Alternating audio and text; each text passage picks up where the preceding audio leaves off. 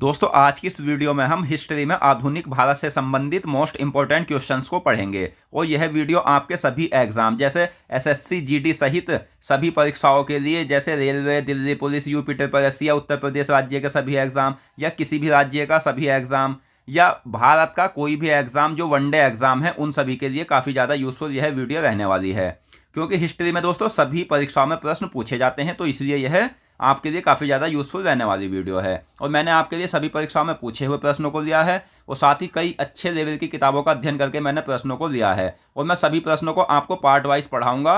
एक बार आप मेरी क्लास को अटेंड करके देखना दोस्तों, अगर अच्छी ना लगे तो आप कमेंट बॉक्स में बताना। और मैं किसी भी स्टूडेंट का समय बर्बाद नहीं करूँगा क्योंकि मैं इधर उधर की कोई बात न करते हुए कम समय में ज़्यादा से ज़्यादा प्रश्नों को ही कराऊंगा। तो चलिए शुरू करते हैं। तो हमारा जो फर्स्ट क्वेश्चन है वो है, जाट जाति का अफलातून किसे कहा जाता है? तो जाट जाति का जो अफलातून कहा जाता है वो किसे कहा जाता है? तो सूरजमल को जाट जाति का अफलातून कहा जाता है। और भरतपुर में जो जाट राज्य की नींव रखी थी वो किसने रखी थी? तो ये चूड़ामन ने रखी थी। ये भी आपको याद रखना है। नेक्स्ट, भरतपुर के लोहगढ़ किले का निर्माण किसने कराया था? तो भरतपुर के लोहगढ़ किले का जो निर्माण कराया गया था यह किसके द्वारा कराया गया था? तो ये कराया गया था चूड़ामन के द्वारा। चूड़ामन ने भरतपुर के लोहगढ़ किले का निर्माण कराया था। अगला क्वेश्चन है, हंटर कमीशन के समय भारत का वायसराय कौन था? तो हंटर कमीशन के समय जो भारत के वायसराय थे वो कौन थे? तो वो थे Lord Ripon. Lord Ripon Hunter commission के समय भारत के वायसराय थे। और मैं आपको ये भी बता दूं कि ये जो 10 वर्ष के अंतराल पर जनगणना होती है इसकी शुरुआत 1881 से हुई थी। और ये किसके काल से हुई थी? तो ये भी लॉर्ड रिपन के काल से हुई थी। नेक्स्ट, मंगल पांडे का जन्म कहाँ हुआ था? तो मंगल पांडे कौन थे? मंगल पांडे एक सिपाही थे जिन्होंने 1857 की क्रांति की शुरुआत की थी। और मंगल पांडे को जो फांसी दी गई थी वो 8 अप्रैल 1857 को दी गई थी। ये भी आपको याद रखना है। और इनका जन्म हुआ था दोस्तों गाजीपुर में। ऑप्शन डी सही आंसर है। अगला क्वेश्चन है, गाजीपुर भारत में कहाँ स्थित है? तो दोस्तों होता क्या है, ऐसा होता है कि आप ये प्रश्न ऐसे याद कर लेते, जैसे मंगल पांडे का जन्म कहाँ हुआ था? तो गाजीपुर में हुआ था। तो एग्जाम में ये भी पूछा जा सकता है कि गाजीपुर भारत में कहाँ स्थित है। तो ऐसा आज तक आपने पढ़ा नहीं होगा जैसे मैं आपको पढ़ाऊंगा। यानी हर प्रश्न को, जो बड़े से बड़ा प्रश्न है उसे 2-2, 3-3 प्रश्नों में बांट कर मैं आपको पढ़ाऊंगा ताकि आप सभी प्रश्नों को अच्छे से याद कर सके। क्योंकि ये प्रश्न एग्जाम में घुमाकर भी तो पूछा जा सकता है कि गाजीपुर किस जिले में है, तो वो मैं सभी की सभी जानकारी आपको दूंगा। तो गाजीपुर भारत में कहाँ स्थित है? तो ये दोस्तों उत्तर प्रदेश राज्य में है। मंगल पांडे का जन्म गाजीपुर में हुआ था। गाजीपुर उत्तर प्रदेश के किस जिले में स्थित है? तो अगर मैं लंबा करके आपको बताता तो आप सिर्फ मंगल पांडे के जन्म को याद करोगे, ये वास्तविकता होती है। गाजीपुर को याद नहीं करोगे कि गाजीपुर है कहाँ। तो जब मैं आपको ये प्रश्न के रूप में पढ़ाऊंगा तो आप गाजीपुर को याद करोगे। तो गाजीपुर कहाँ है? तो ये उत्तर प्रदेश के बलिया जिले में है। ऑप्शन डी सही आंसर है। और उत्तर प्रदेश में गंगा नदी जो होती है वो 28 जिलों से होकर बहती है। तो इसका जो प्रवेश होता है वो बिजनौर जिले से होता है और निकास जो होता है वो बलिया जिले से ही होता है। तो आपको ये भी याद रखना है। नेक्स्ट, गुरु नानक को ज्ञान की प्राप्ति किस नदी के किनारे हुई थी? तो गुरु नानक कौन थे? गुरु नानक थे सिख धर्म के संस्थापक। इनका जो जन्म हुआ था वो 15 अप्रैल 1469 को हुआ था तलवंडी में। तलवंडी कहाँ है? तो तलवंडी पाकिस्तान में है। इन्हें ज्ञान की प्राप्ति हुई थी कालीबेन नदी के किनारे। नेक्स्ट, भरतपुर के जाट राज्य की नींव किसने रखी थी? तो भरतपुर के जो जाट राज्य की नींव रखी गई थी ये किसके द्वारा रखी गई थी? तो चूड़ामन के द्वारा रखी गई थी। और फेमस जो जाट थे, यानी जिन्हें जाट राज्य का अफलातून कहा जाता था, तो वे थे सूरजमल, जो मैंने अभी आपको बताया। नेक्स्ट, गुरु नानक का जन्म किस कुल में हुआ था? तो इनका जो कुल में हुआ था जन्म गुरु नानक का, वो किस कुल में हुआ था? तो इनका जन्म हुआ था खत्री कुल में। तो ऑप्शन बी सही आंसर है। अगला क्वेश्चन, भारत में सर्वप्रथम प्रिंटिंग प्रेस की स्थापना किस शताब्दी में हुई थी? तो भारत में प्रिंटिंग प्रेस की जो स्थापना हुई थी ये 16वीं शताब्दी में हुई थी। और किन्होंने की थी? तो 17 मई 1498 को भारत के लिए नए समुद्री मार्ग की जो खोज की थी वो पुर्तगाली वास्को डिगामा ने की थी, जो कालीकट बंदरगाह पर उतरा था। अब्दुल मजीद एक गुजराती था, उसकी सहायता से। तो भारत में सर्वप्रथम प्रिंटिंग प्रेस की स्थापना किसने की थी? तो पुर्तगालियों ने ही भारत में सर्वप्रथम प्रिंटिंग प्रेस की स्थापना 1556 को गोवा से की थी। पुर्तगालियों ने भारत में प्रिंटिंग प्रेस की स्थापना कहाँ की थी? तो इन्होंने कहाँ की थी? तो भारत के गोवा राज्य से की थी। दोस्तों, गोवा में पुर्तगालियों ने प्रिंटिंग प्रेस की स्थापना कब की थी? यानी एग्जाम में एक प्रश्न जितने भी प्रकार से बन सकता है वो मैंने उतने ही प्रकार से दिया है, ताकि आप एग्जाम में क्वेश्चन ही नहीं गलत करोगे कंफ्यूजन में आकर, और आप डायरेक्ट समय बचाओगे। क्योंकि अगर मैं आपको यह बताता कि 16वीं शताब्दी में पुर्तगालियों ने प्रिंटिंग प्रेस की स्थापना गोवा में की थी, तो ये थ्योरी वाइज हो जाता है, और थ्योरी वाइज आप जब एग्जाम में प्रश्न का आंसर दोगे तो उसे पूरा पढ़कर लाना पड़ेगा। और जब आप ऐसे फाड़ कर इसे पढ़ लोगे ना दोस्तों, तो डायरेक्ट आंसर एकदम निकालोगे कि गोवा में पुर्तगालियों ने प्रिंटिंग प्रेस की स्थापना कब की थी? तो 1556 में। तुरंत एकदम आंसर लगाओगे।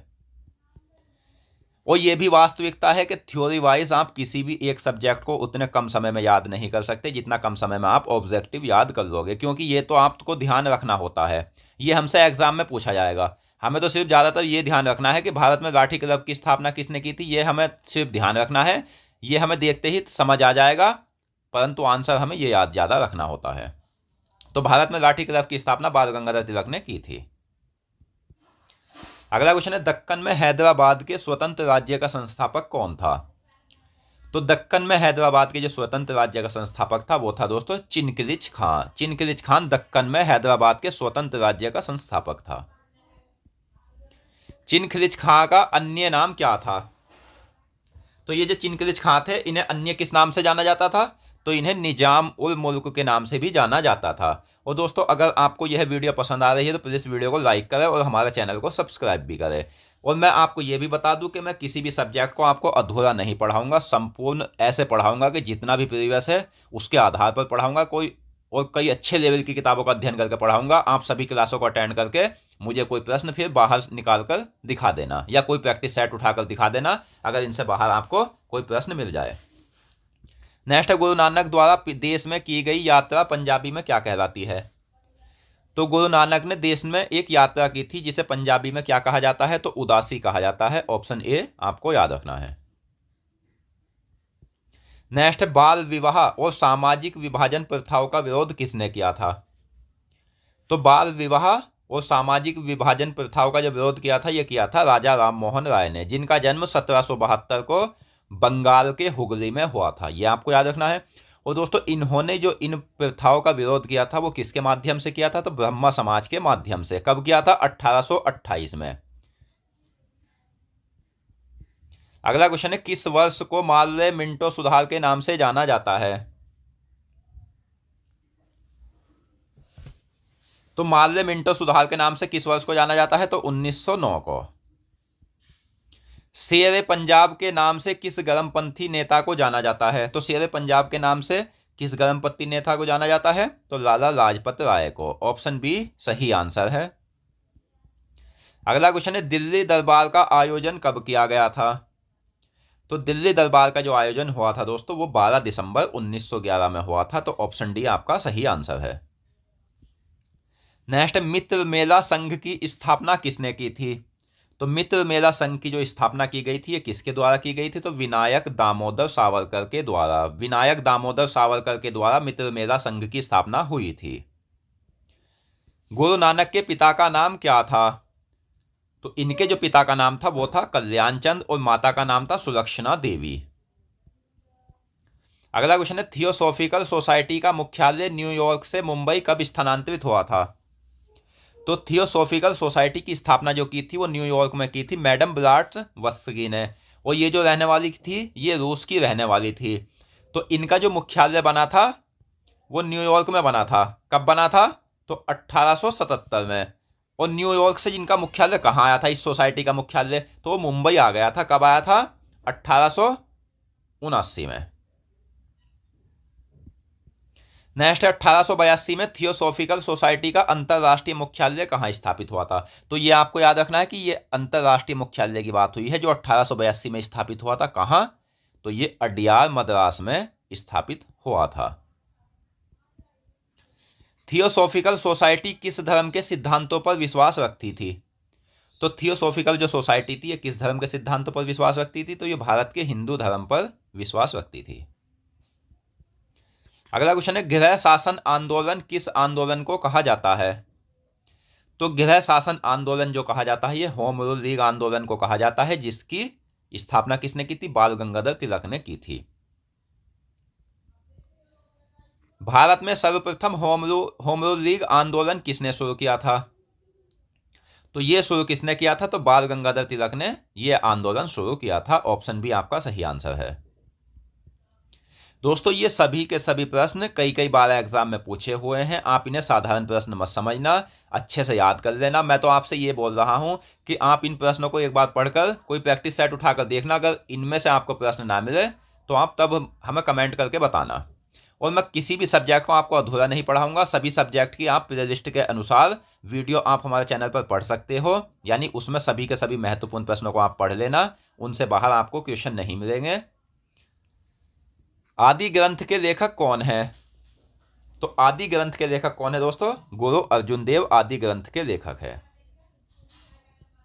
अगला क्वेश्चन है, महात्मा गांधी द्वारा चलाया गया प्रथम जन आंदोलन क्या था? दोस्तों मैंने कई साल अध्ययन करके यानी नोट्सों को तैयार करके उसके बाद मैं यूट्यूब पर आया हूं, और मैं आपको एक जानकारी और दे दूं, इसके बाद जो हम पढ़ेंगे जितने भी चैप्टर है, जैसे आधुनिक भारत के, हम चैप्टर वाइज पढ़ेंगे क्रम से, और ऐसे पढ़ेंगे कि अगर एक चैप्टर से 100 प्रश्न बनने वाले हैं तो मैं आपको 110 कराऊंगा। इस बहकावे में आप किसी के मत आना कि आप ये 500 प्रश्न कर लो, इन्हीं में से मिल जाएंगे, इनसे बाहर कुछ नहीं आएगा। कंपटीशन काफ़ी ज़्यादा टफ है, आपको सबको पता है, ऐसा कुछ नहीं होने वाला, आपको ज़्यादा ही पढ़ना होगा। तो महात्मा गांधी द्वारा चलाया गया प्रथम जन आंदोलन जो था वो था असहयोग आंदोलन।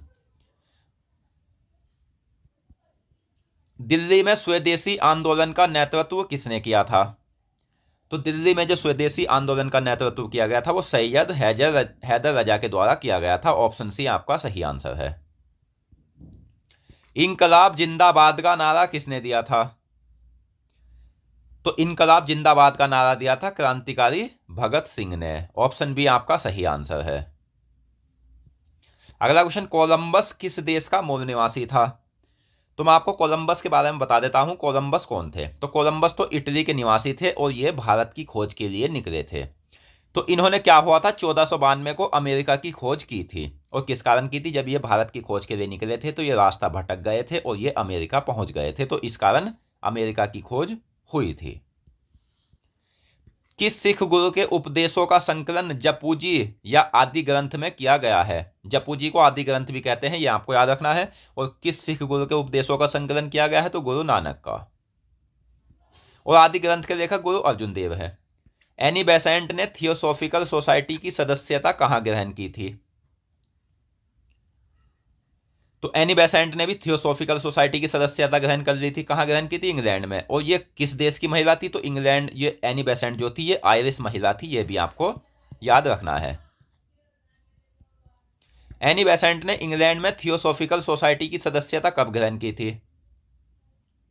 तो 1889 में।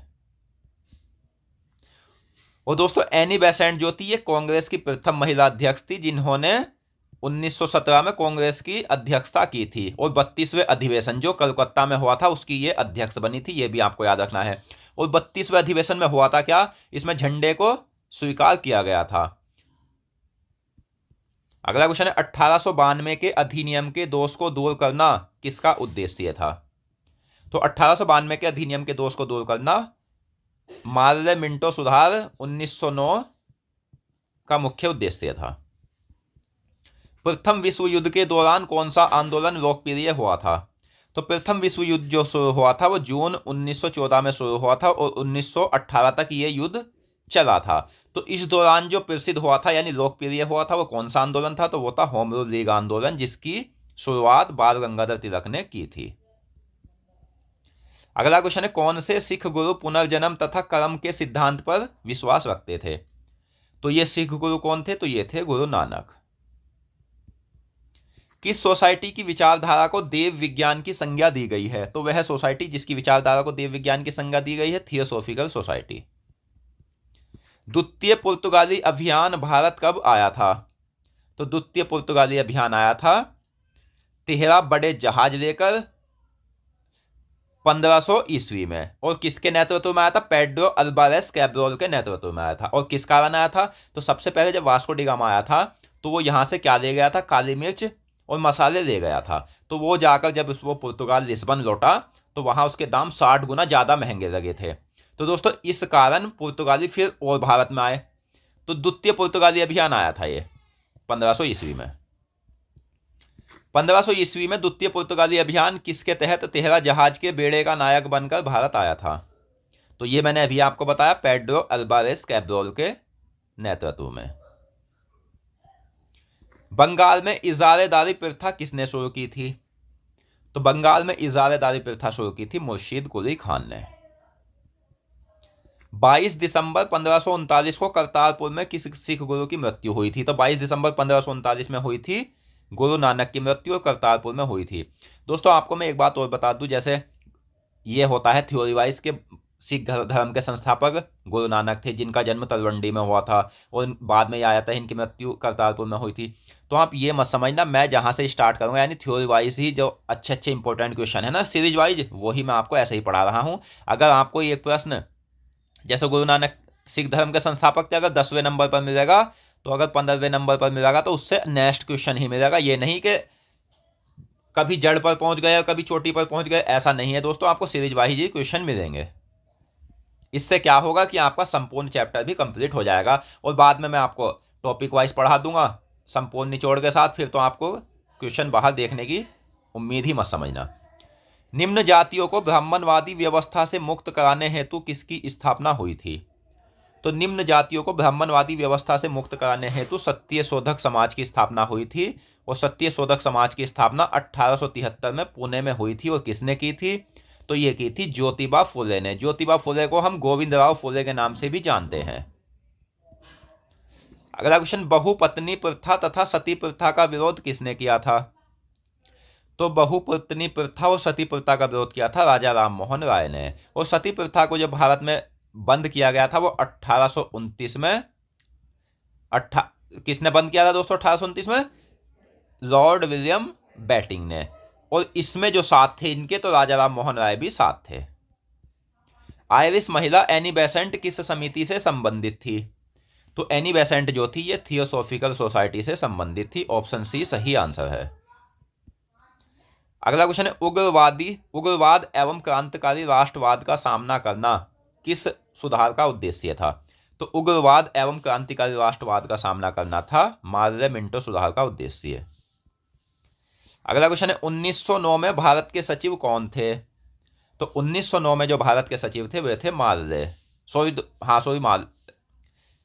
1909 में भारत के सचिव दोस्तों मार्ले थे और वायसराय जो थे वो मिंटो थे।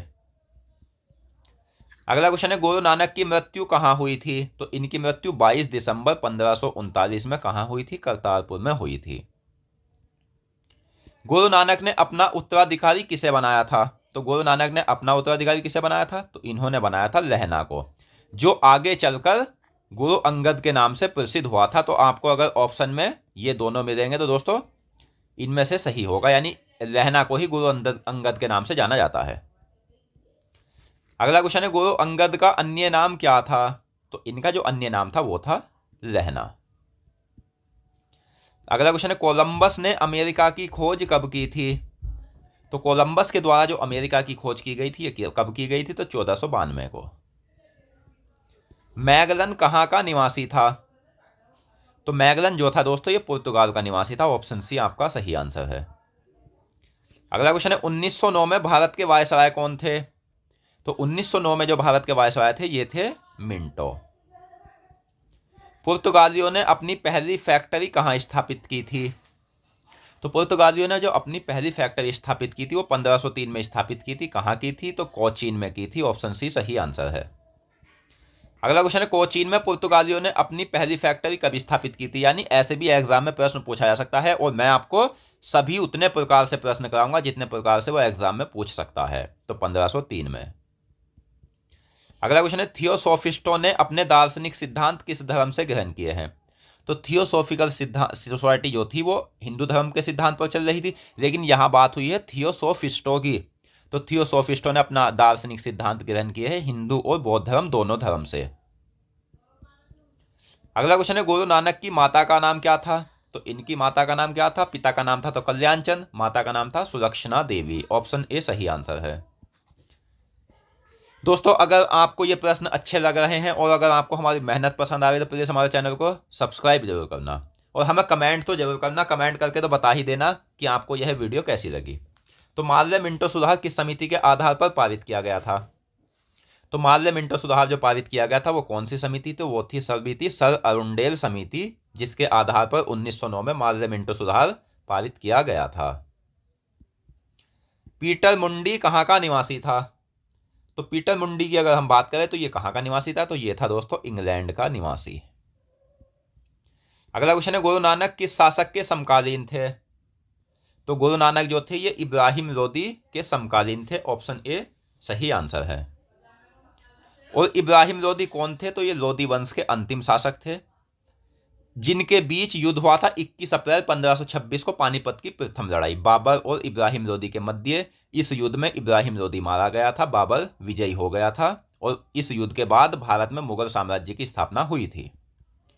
प्रथम विश्व युद्ध में भारत किस देश की ओर से शामिल हुआ था?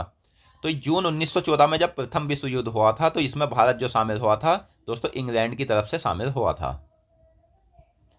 पुर्तगालियों ने अपना पहला गवर्नर किसे चुना था? तो पुर्तगालियों ने अपना पहला गवर्नर और वायसराय जो चुना था तो ये चुना था फ्रांसिस्को डी अल्मीड़ा को। और कब चुना था इन्होंने? तो इन्होंने चुना था 1505 में, क्योंकि फ्रांसिस्को डी अल्मीड़ा 1505 से 1509 तक भारत में रहा था। पूर्वी जगत और यूरोप के मध्य व्यापार पर एकाधिकार के उद्देश्य से नई नीति किसने स्थापित की थी?